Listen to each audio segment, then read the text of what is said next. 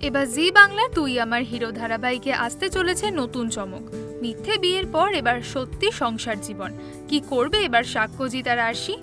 আরশি আর সাক্ষ্যজিতের বিয়ের পর সামনে এসেছে এই ধারাবাহিকের নতুন একটি প্রোমো, যেখানে দেখানো হচ্ছে সাক্ষ্যজিতের ঘরে একান্তে সময় কাটাচ্ছে আরশি ও সাক্ষ্যজিৎ।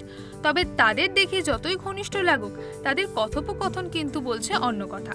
আরশির সন্দেহ যে তাদের ঘরে কেউ ক্যামেরা লাগিয়ে দিয়েছে, যার ফলে তাদের সমস্ত মুহূর্ত ধরা পড়ছে অন্য কারোর ঘরে এবং অন্য কারোর নজরে।